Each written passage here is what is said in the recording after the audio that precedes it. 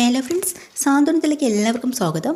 അങ്ങനെ നമ്മുടെ ആനന്ദ് ആകെ മനസ്സ് തകർന്ന് റൂമിനകത്ത് കയറി വരുമ്പോൾ അവിടെ ദേവി ഇരിക്കുവാണല്ലോ. ആനന്ദിൻ്റെ വിഷമം കാണുമ്പോൾ ദേവി എന്താ ചെയ്യാന്ന് വെച്ചാൽ ആനന്ദിൻ്റെ തോളിലേക്ക് പോയി ഒന്ന് പിടിക്കുകയാണ് കേട്ടോ. ആനന്ദേട്ടാന്നും പറഞ്ഞുകൊണ്ട് ആനന്ദിന് അങ്ങോട്ട് ദേഷ്യം വന്നിട്ട് ആ കൈ തട്ടി മാറ്റിയിട്ട് പറയാം, തൊട്ടു പോകരുത് നീ, എൻ്റെ കുഞ്ഞിനെ നശിപ്പിച്ച് കളഞ്ഞിട്ട് വന്നിരിക്കുന്നു. ആനന്ദേട്ടാ, ഇങ്ങനെയൊന്നും പറയല്ലേ എന്നോട്. എനിക്കെന്തുമാത്രം വിഷമമുണ്ടെന്ന് ആനന്ദേട്ടനൊന്നും ചിന്തിച്ചോ? ഒരു കുഞ്ഞിനെ നഷ്ടപ്പെട്ട അമ്മയുടെ വേദന ആനന്ദേട്ടൻ മനസ്സിലാക്കുന്നുണ്ടോ?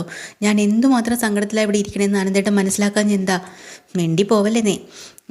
എല്ലാം നശിപ്പിച്ചിട്ട് അവൾ ന്യായം പറയാൻ വന്നിരിക്കുന്നു. ദേ അവിടെ ഇരിക്കുന്ന തൊട്ടിൽ കണ്ടോ? ഞാൻ കയറി വരുമ്പോൾ തന്നെ ഞാൻ അത് നോക്കി സങ്കടപ്പെടുമായിരുന്നു. അതായിരുന്നു എൻ്റെ മനസ്സിൽ, അറിയോ? ഞാൻ വേറെ ഒന്നും ചിന്തിച്ചിട്ടില്ല. അത് ശരി, തൊട്ടിലോ എന്നും പറഞ്ഞ് ആനന്ദം അങ്ങോട്ട് ചെന്ന് ആ തൊട്ടിലിനെ എടുത്ത് പിച്ചി കീറി വലിച്ചെറിയാട്ടോ. ആനന്ദേട്ടാ, എന്ത് ഭ്രാന്തായി കാണിക്കുന്നത്, നിങ്ങൾ എന്തൊക്കെയായി ചെയ്യുന്നതെന്നും പറഞ്ഞുകൊണ്ട് ദേവി ആ കൈ പിടിച്ച് വലിക്കണം. മാറി നിൽക്കടി അങ്ങോട്ട്, തൊട്ടിൽ പോലും. അങ്ങനെ കുറഞ്ഞ് ഉച്ചത്തിൽ സംസാരിക്കണ സമയത്ത് ഗോമതി അങ്ങോട്ട് കയറി വരുവാണ്. ഇവിടുത്തെ ബഹളം കേട്ടിട്ട്, എന്താണ് ആനന്ദൻ നീ കാണിക്കുന്നത്? എടാ ആനന്ദൻ, നിനക്ക് വട്ടായോ? നീ എന്ത് ഭ്രാന്താണ് ഇവിടെ കാണിക്കുന്നത്? ഇതിനെയൊക്കെ വച്ച് പിച്ചും കളഞ്ഞിട്ട് നിനക്ക് എന്ത് നേടാനാ? കൈവിട്ടെ, മാറ്. അപ്പോൾ തന്നെ അന്തിനങ്ങ് ദേഷ്യം വരും കേട്ടോ. നിങ്ങളങ്ങോട്ട് മാറി നിൽക്ക്. നിങ്ങളോ? എന്താടാ നീ വിളിച്ചത്? നിങ്ങളോട് ആരാ ഇങ്ങോട്ട് കയറി വരാൻ പറഞ്ഞത്? ഇറങ്ങിപ്പോ എന്നും പറഞ്ഞുകൊണ്ട് ഗോമതിയുടെ മുന്നിൽ നമ്മുടെ ആനന്ദ് കേട്ടോ ആകെ സമനില തെറ്റിയതുപോലെ ഗോമതി ആകെ തളർന്നു പോയി. ഇത് കേട്ട് നമ്മുടെ ദേവിയും ആകെ എന്ത് ചെയ്യണമെന്ന് അറിയാണ്ടായിപ്പോയി കേട്ടോ. ഗോമതിയോടൊന്നും അങ്ങനെ ഇന്നേ വരെ ആനന്ദ് അങ്ങനെ സംസാരിക്കുന്ന ഒരാളല്ലല്ലോ. അങ്ങനെ ഗോമതിക്ക് മനസ്സ് തകർന്നിട്ട് ഗോമതി ആകെ എന്തിയുണ്ടെന്ന് അറിയാണ്ട് അവിടെ നിന്ന് ഇറങ്ങിപ്പോവാ. ഇടയ്ക്ക് ആനന്ദ് അവിടെ നിന്ന് ഇറങ്ങിപ്പോകുന്നുണ്ട്. അമ്മയെന്ന് വിളിച്ചും കൊണ്ട് ദേവി അടുത്ത് ചെല്ലാട്ടോ. ദേവിയെ മൈൻഡ് ചെയ്യാതെ ഗോമതി മനസ്സ് തകർന്ന് മുറ്റത്തേക്ക് ഇറങ്ങി പോവാണ്. എന്തിയാണോന്ന് അറിയാണ്ട് ദേവി അവിടെ തളർന്നിരിക്കുകയാണ്. വെളിച്ച് നിന്ന് കരഞ്ഞുകൊണ്ട് നിൽക്കുമ്പോൾ അപ്പുറത്ത് ഇന്ദിരാമ്മ വന്ന് എത്തി നോക്കുന്നുണ്ടോ. ഗോമതിയുടെ അമ്മ മോളെ എന്ന് രണ്ടുമൂന്നോട്ടം വിളിക്കുകയാണ്. ഇനി വന്നേ, എനിക്ക് സംസാരിക്കാനുണ്ട്. വേണ്ട, ഇങ്ങോട്ട് വരണ്ടെന്ന് പറയുമെങ്കിലും അവർ നിർബന്ധിച്ച് വിളിക്കാട്ടോ. അവരിപ്പോൾ അതുപോലെ കാണുന്ന മതിലിൻ്റെ അപ്പുറവും ഇപ്പുറവും നിന്ന് സംസാരിക്കുമ്പോൾ അവർ ചോദിക്കുന്നുണ്ട്, എന്താ ഇവിടെ പ്രശ്നം, ദേവിക്ക് എന്താ പറ്റിയത്? അപ്പോൾ ഗോമതി അങ്ങ് പൊട്ടിക്കരയാട്ടോ. അയ്യോ മോളെ, എന്താ നിനക്ക് എന്തെങ്കിലും വിഷമമുണ്ടെങ്കിൽ നീ അമ്മയോട് തുറന്നു പറ, എന്താ കാര്യം?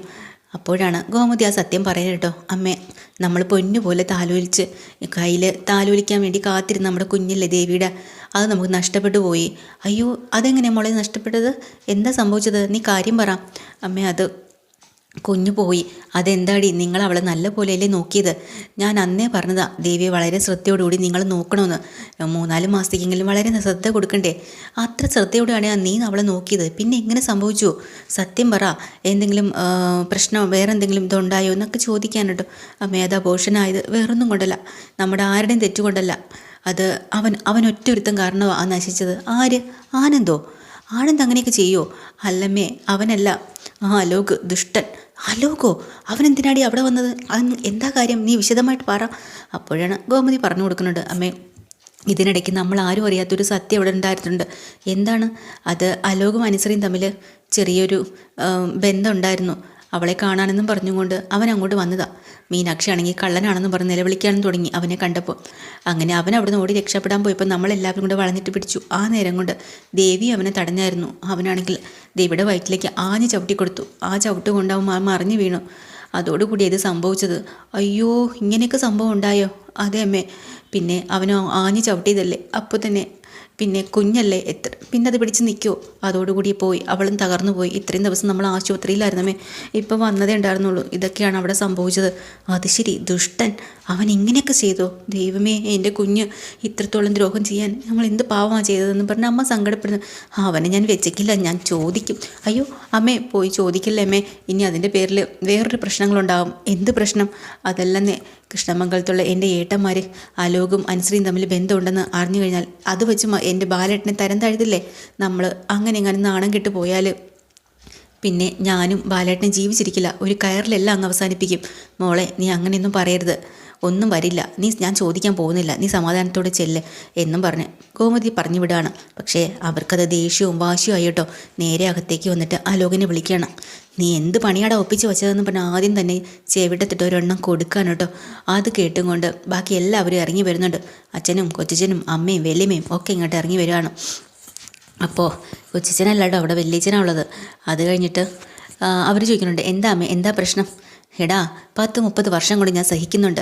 കുടുംബ പ്രശ്നം അത് ഇതെന്നൊക്കെ പറഞ്ഞും കൊണ്ട് ഓരോ പ്രശ്നങ്ങൾ അങ്ങോട്ടും ഇങ്ങോട്ടും ഒരാളെ തല്ലുന്നു, അതിന് പകരം മറ്റൊരാളെ തല്ലുന്നു. പക്ഷേ ഇത് ഞാൻ വെറുതെ വിടാൻ ഉദ്ദേശിക്കുന്നില്ല. എൻ്റെ മരണം കൊണ്ട് മാത്രമേ നിങ്ങളുടെയൊക്കെ സമാധാനമാവുള്ളൂ എന്നുണ്ടെങ്കിൽ ഞാനങ്ങ് തീർന്ന് തരാടാ. എന്തിനാ അമ്മ ഇങ്ങനെയൊക്കെ പറയണതെന്ന് പറഞ്ഞു അച്ചുവനും അതുപോലെ അനന്തനും കൂടെ ഇങ്ങോട്ട് വന്നിട്ടുണ്ട് കേട്ടോ. എന്താ പറയണത്? നിൻ്റെ മോൻ കാണിച്ചു വെച്ചിരുന്ന എന്താ നിനക്കറിയോ? എന്താന്ന് ഞാൻ കൂടുതലൊന്നും പറയുന്നില്ല. ഞാനേ പറഞ്ഞാൽ കൂടിപ്പോവും. പക്ഷേ ഒരു കാര്യം നിങ്ങൾ ഓർത്തോ, ഇതൊക്കെ കൊണ്ട് അവസാനിച്ചില്ല എന്നുണ്ടെങ്കിലേ ഇനി മുന്നോട്ട് പോകുന്ന വളരെ കഷ്ടമായിട്ട് മാറും. ഇല്ലയെന്നുണ്ടെങ്കിൽ ഇത് ഒന്നി ഇവിടെ വെച്ച് അവസാനിപ്പിച്ചോ, ഇല്ലെങ്കിൽ ഞാൻ എൻ്റെ ജീവിതം അങ്ങ് അവസാനിപ്പിച്ച് സ്വസ്ഥതയും സമാനം തേടി ഞാൻ അങ്ങ് പോവും, അത്രയേ ഉള്ളൂ എന്നും പറഞ്ഞാൽ അമ്മ അങ്ങ് പോവാണ് കേട്ടോ. ഇതിനിടയ്ക്ക് അലോകിനോട് ഇവർ കാര്യങ്ങളൊക്കെ ചോദിക്കുകയാണ്. എടാ എന്താ കാര്യം, അമ്മ എന്തിനാ നിന്നെ തല്ലിയത്? എനിക്കറിയില്ല, പിന്നെ ചുമ്മാ അങ്ങ് തല്ലോ. എനിക്കറിയില്ലെന്ന് പറഞ്ഞില്ലേ, പ്രായം കൂടി വരെയല്ലേ, അതുകൊണ്ടായിരിക്കും. അന്ന് അമ്മാമ്മ പറയുമ്പോൾ സ്വന്തം മോൻ കേട്ടോണ്ടിരിക്കുമോ. അപ്പം തന്നെ നമ്മുടെ അനന്തന് ദേഷ്യം വരണം കേട്ടോ. ഒന്ന് നിന്നേ, നീ അവിടെ പ്രായം കൂടി വരുന്നു എന്നും പറഞ്ഞിട്ട് എൻ്റെ അമ്മയ്ക്ക് ബോധമൊന്നും നഷ്ടപ്പെട്ടിട്ടില്ല, അത് നീ മനസ്സിലാക്കിക്കോ. അമ്മ എന്തെങ്കിലും കാര്യമില്ലാതെ നിന്നെ തല്ലത്തില്ല. ഒന്നുമില്ലെന്ന്, പഴയ എന്തെങ്കിലും അപ്പച്ചിയുടെ കാര്യമോ എന്തെങ്കിലും പറഞ്ഞ് ഓർത്ത് വച്ചിട്ടായിരിക്കും ചിലപ്പോൾ എന്നെ തല്ലിയത്. അത് ശരി, അങ്ങനെയുണ്ടോ? എന്നാൽ പിന്നെ അങ്ങനെ ആയിക്കോട്ടെ, കാര്യമില്ലാണ്ട് തല്ലൂലെന്ന് ഞങ്ങൾക്കും അറിയാം. അപ്പോഴാണ് സുകന്യ അങ്ങോട്ട് കയറി വരുന്നത് കേട്ടോ. സുകന്യയോ? എല്ലാവരും കൂടെ എന്താ ഇവിടെ നിന്ന് ചോദിക്കട്ടോ. അല്ല, ഇതെന്താ നിങ്ങളിങ്ങനെ, എന്തു പറ്റി? അല്ല, അപ്പോഴാണ് പെട്ടെന്ന് ആനന്ദന് ഒരു ഐഡിയ തോന്നുന്നു കേട്ടോ. എന്തായാലും ദേവമംഗലത്ത് എന്തെങ്കിലും പ്രശ്നം ഉണ്ടായിട്ടുണ്ടോ, അതുമായി ബന്ധപ്പെട്ടാണോ അമ്മ ഇവനെ തല്ലിയതെന്ന് അറിയണമെങ്കിൽ നമ്മുടെ സുകന്യ തന്നെ സോപ്പിട്ടാലേ പറ്റുള്ളൂ. സുകന്യ അവിടെയാണല്ലോ. ഒന്നും അറിയാത്ത പോലെ സുകന്യയോട് ചോദിക്കാം. സുകന്യേ, നീ ഒന്ന് നിന്നേ, എനിക്കൊന്ന് ചോദിക്കണം. എന്താണ് ചേട്ടാ? അതല്ല, അവിടെ ദേവമംഗലത്തുള്ള പ്രശ്നങ്ങളെല്ലാം സമാധാനമായോ? അവിടെ എന്ത് പ്രശ്നം? അവിടെ ഒരു പ്രശ്നമില്ലല്ലോ. ഒന്നുമില്ലേ? നീ അങ്ങനെ ഒഴിഞ്ഞ് മാറിയെന്ന് വേണ്ട. ഇവിടെ അലോക് ഞങ്ങളോട് എല്ലാം പറഞ്ഞു. അലോക് എല്ലാം പറഞ്ഞോ? അപ്പോൾ അലോകിൻ്റെ മുഖത്ത് നോക്കും. അലോക് ഇങ്ങനെ കണ്ണ് കാണിക്കാൻ അലോകിന് പറ്റുന്നില്ല കേട്ടോ. കാരണം ഇവരെല്ലാവരും കൂടെ അലോകിൻ്റെ മുഖത്തേക്ക് നോക്കുകയാണ്. അപ്പോൾ അലോക് തല കുനിച്ച് നിൽക്കണം. അതെ, അവിടെ നടന്ന എല്ലാ കാര്യങ്ങളും അലോക് ഞങ്ങളോട് തുറന്ന് പറഞ്ഞിട്ടുണ്ട്. അത് ശരി. അങ്ങനെയാണോ? എന്നാൽ അതെ അനന്തേട്ടാ, വേറൊന്നുമല്ല, അത് അലോകിനൊരു അബദ്ധം പറ്റിയതാണ്. അത് ശരി, അബദ്ധമാണല്ലേ?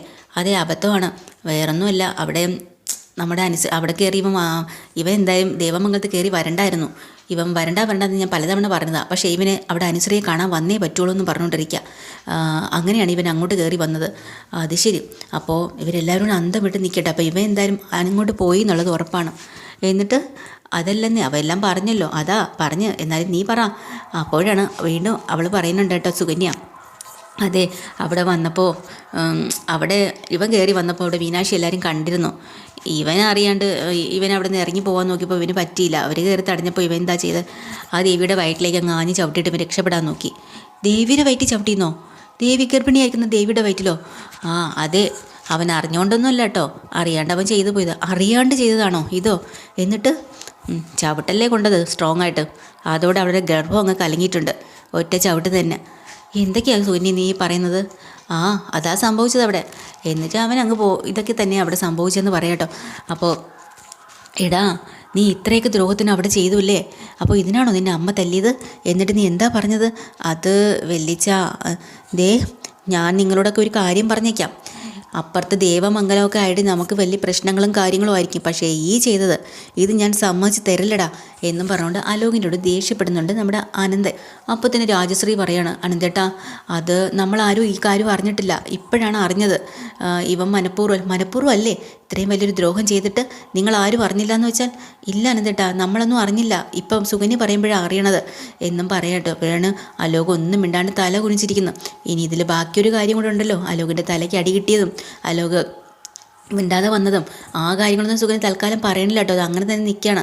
അപ്പോൾ എന്തായാലും കുഞ്ഞ് നഷ്ടപ്പെട്ടെന്നും ദേവിയുടെ കുഞ്ഞ് മരിച്ചു ഇവൻ്റെ ചവിട്ട് കൊണ്ടിട്ടാണെന്നും അറിഞ്ഞതോടുകൂടി ഇവരെല്ലാവരും ആകെ തകർന്നു പോയിട്ടുണ്ട് കേട്ടോ. ഇനി അടുത്ത പ്രശ്നം എന്താവും വരാനിരിക്കുന്നത് അതൊന്ന്. പിന്നെ രണ്ടാമതെന്ന് വെച്ചാൽ അച്യുതനോടും അതുപോലെ തന്നെ ആ ലോകിനോടും രാജശ്രീയോടും അനന്തന് ചെറിയ ദേഷ്യം വന്നു കേട്ടോ. കാര്യം അനന്തൻ അന്നേ പറഞ്ഞു, ഞാൻ അറിയാണ്ട് ആ കുടുംബത്തിക്ക് ഒരു പ്രശ്നങ്ങൾ ഉണ്ടാക്കരുത്, എന്തെങ്കിലും ഉണ്ടെങ്കിൽ ഞാനുമായിട്ട് ആലോചിച്ച് വേണം ഓരോ കാര്യങ്ങൾ തീരുമാനിക്കുന്നത്.